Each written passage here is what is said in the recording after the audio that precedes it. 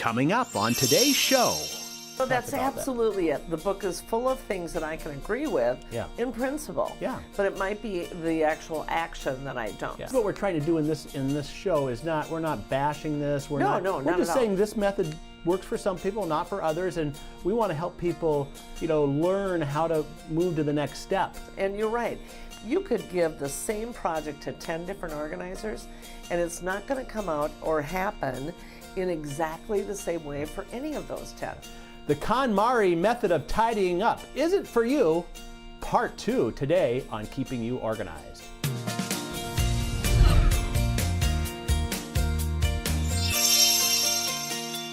Hello and welcome to Keeping You Organized. Today we are going to get into our second part of our two-part program on the KonMari tidying up method. Is it for you? Is it practical? And we're bringing the most practical person we know back with us, Louise Kurzika, everythingstogether.com. I like that. I am about the most practical person. You are the practical organizer, yeah. So I may have to change my whole branding here, John. Yeah, well, anyway, for those who, last time we talked about more of the kind of the philosophical reason and kind of some of the pieces of this KonMari method. Right, Marie Kondo is the author of the book. Yes. The life-changing magic of tidying up. This is life-changing. But Louise, obviously you've been in the business a long time, and not everybody subscribes to. And the one thing I like I talk to a lot of different professional organizers. Everybody has their own method and technique. There are some universal, kind of principles, and I think we even find that in this method. That's absolutely it. The book is full of things that I can agree with in principle. Yeah. But it might be the actual action that I don't. Yeah. So where I get concerned, and I think because organizers, you get this. We are a passionate bunch. Oh yeah. And we are really protective of our clients. Yes. Because we deal with a lot of people who for years and years have been unsuccessful in being organized and feel like failures. And so if you have someone who makes you feel ashamed or guilty because of not being successful with her method, or not following it, not feeling like it's the right way to go, I think that can do damage. There's a danger there that people's fragile egos can really get hurt. Their self-esteem can be hit and really I think damaged. So I think that's one of the things that differentiates. And you're right. You could give the same project to 10 different organizers, and it's not going to come out or happen in exactly the same way for any of those 10. But what your end result should be somewhere close to the same thing. Right. And I think what we're trying to do in this show is we're not bashing this. We're just saying this method works for some people, not for others, and we want to help people, learn how to move to the next step. So again, let's talk about more of the nitty-gritties. And I know there's a big part in here about paper organizing. Oh, yes, there is. Oh, yes, there is. Yes. And we like paper. We sure do. And it's not going anywhere at any time. I mean, we'd love to say it's all digital, but let's talk about the paper organizing, how she talks about paper is part of the process, right? We start with clothes, then with books, and then it's papers. Okay. And her basic premise is she would rather you have absolutely no papers. Okay. Keep no papers at all. Now, again, that can be somewhat generational. Yeah. You and I are of a generation that lived with paper, and we're probably always going to have paper. And somebody who is a millennial is not going to have as much paper as we do because they already are more digitized. Well, I think, too, this is a philosophical argument, too, because, again, talking to a lot of organizers, no one's saying the paper's going away. No. And I have millennial daughters who they both have their own business, so they have contracts, and they still use our organizer folders, and they use the papers for their. So there is paper out there, and it's okay to because I think people want to be digital for conservation and practicality. Yeah, there's a certain amount of things to use it. And so she allows for 3 folders. Okay. And she doesn't want you subcategorizing into a lot of folders, things within a grouping. She has 3 categories, and I'll read the 3 to you. The first one is currently in use. Okay. Makes perfect sense. Sure. Kind of our current paperwork. Second one is something that you're keeping short term, kind of what I would call secondary files. Yep. You're not going to keep them forever, but for a period of time, it's appropriate to hold on to them. And then the third category is must be kept indefinitely. Yeah. Now, she's saying literally, John, 3 folders. 3 folders. She's going to need those big box bottom folders that we have that go like this big. I'm going to tell you this one. She even recommends a clear see-through folder. Oh, okay, nice. I was going to say for my, not my short term, but my kind of holding on to for a while stuff, I'm going to need a clear plastic folder that will fit around my entire file cabinet. Because I have that much stuff that's there.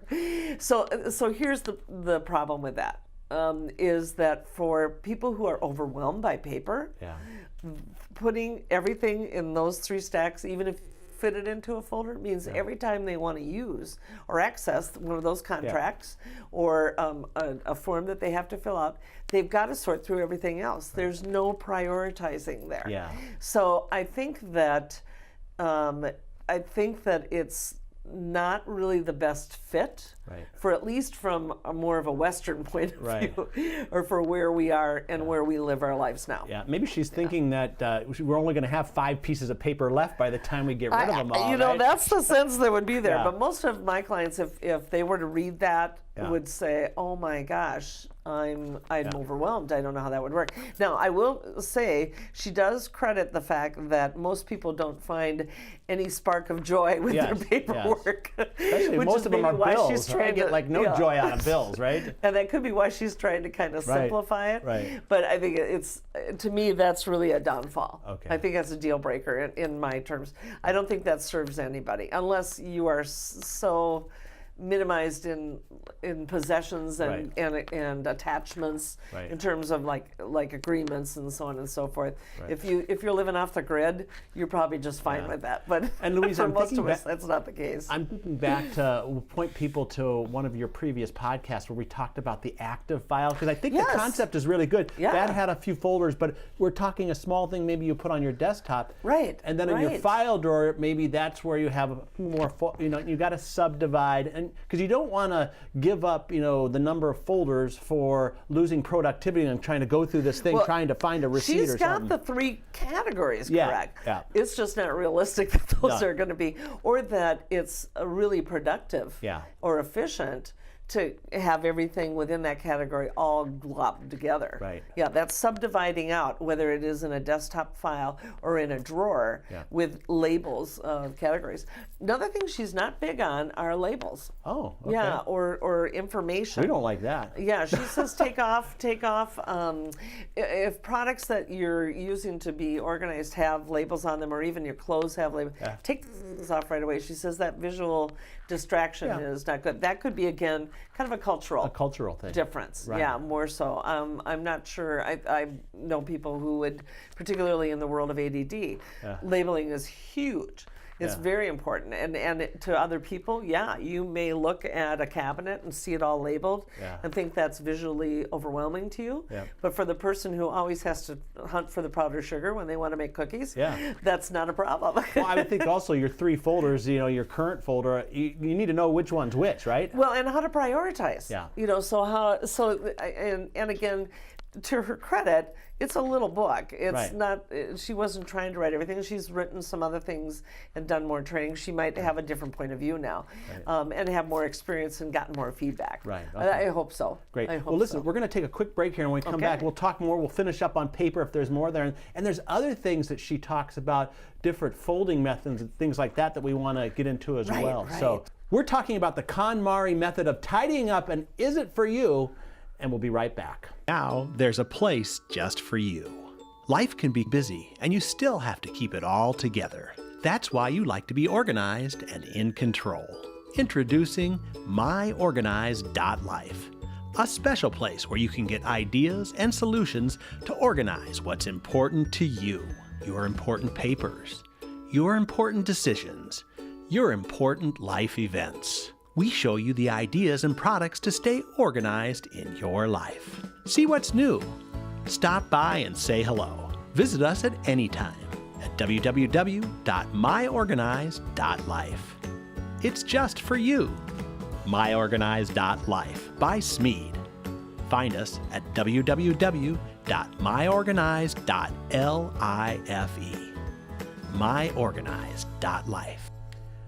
We are back now on Keeping You Organized, talking about the KonMari method of tidying up, and if it's for you or not, with Louise Kurzika, everythingstogether.com. This is the second part of a two-part podcast. Yes. Our first part really talked about the kind of the philosophy, but we're getting into the nitty-gritty now. We just finished up paper, or is there anything else on paper we need to touch before we move on? No, I think that we pretty well closed that out, and I think you're right. Let's talk about the folding. Yeah, because folding is kind of one of the trademark very things. A big deal, Yeah. so I'll put down my little note cards there. Okay, so one of the things is she thinks that clothes are better folded and in drawers than necessarily hanging. Oh, okay. Yeah, she thinks that most things that could be folded should be folded and held in that fashion. I laughed when I read the book because she talks about how to, for instance, shirts like T-shirts. Yeah. To take and fold a T-shirt like you normally would, but don't just put it in now with the neck here and about this much length. Yeah. What you really want to do is kind of roll it. I like to call it make it look like a cigar. Oh, okay. And then line everything up like little envelopes in a drawer so that you can see. Now, I talked about this idea maybe 15 years ago on KARE 11, one of our local TV stations, in relation to kids' drawers. Yes. Because especially little boys choose their T-shirts based on what's on the front of the T-shirt. And if you just stack all the shirts like this, here's what they do when they want to get a T-shirt. Boom, boom, boom, boom, They're boom, all on the right? floor, yeah. To try to find the one that they want. So there's real value in this, and I've used this with clients for years. And I love the idea because it does give you a quick overview of the colors or the type or the one that you want to get. Whether that is your undergarments, whether that's shorts, whatever the item is, workout wear, clothing, if you can fold it, especially casual clothing, because that's kind of where we're at. And then keep the hanging clothing for your dress things. So the folding is not a bad idea. Yeah. Now, my only whether It's this not an works original for me, idea, but and whether it works for me or not, in a larger family like I have, we have the kids help with the laundry, and guess what they do? They help do the folding. But you know what? They're never coming up in the little tubes. They're kind of like all over the place. So it would be really important to train a kid on how to do that as well if they're helping with the laundry. But absolutely, absolutely. But how about like dress shirts too, though? I mean, don't you want to keep them from being wrinkled? No, dress shirts, dress clothes would be hung. Okay, they're so all those right. kind of suits and dress pants and dresses. And so it's more like skirts. underwear, socks, T-shirts, things that are casual wear. I think. Yeah. Okay. All right. All those types of things. Does she address shoes at all? That's a good question. I don't recall. Okay. Yeah. I don't recall. She does talk about limiting the amount of shoes, and I got that sense from, she talks about coming home and she takes off her shoes and leaves them out in the hall or the entry area. And then she has a little cabinet that the shoes that she had wore the day before, she takes and puts that were in the hall now go in the cabinet.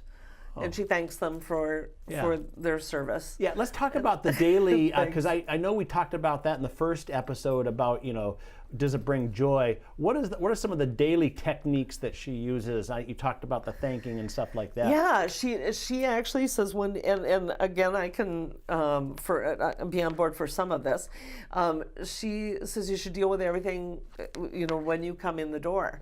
So before she goes to relax and rest and watch TV or whatever, like we would do.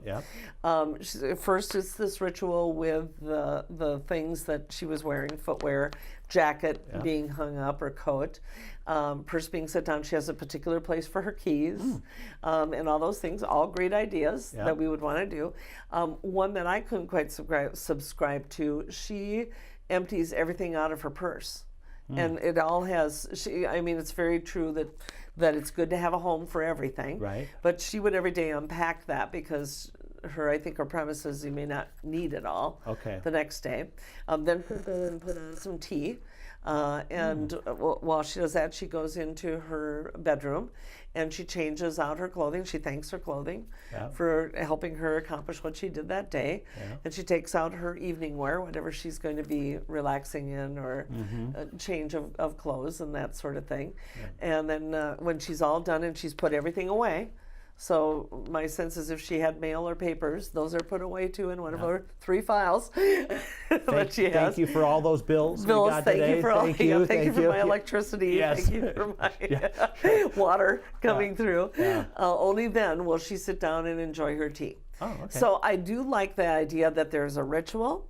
Yeah. And there's a way to accomplish things, and that everything gets put back in its home on a daily basis. Yeah. That's a great way to stay organized. Yeah, and to have a reward. Right. But it just depends to what extent. Yeah. How much are we putting away? Right. Yeah. Well, let's try to wrap this up here with any other kinds of thoughts about how maybe you could use some or all of this method, or if you're out there thinking, well, should I think about this book or not? What kind of person maybe would think about this book versus someone who, okay, this is not going to work for?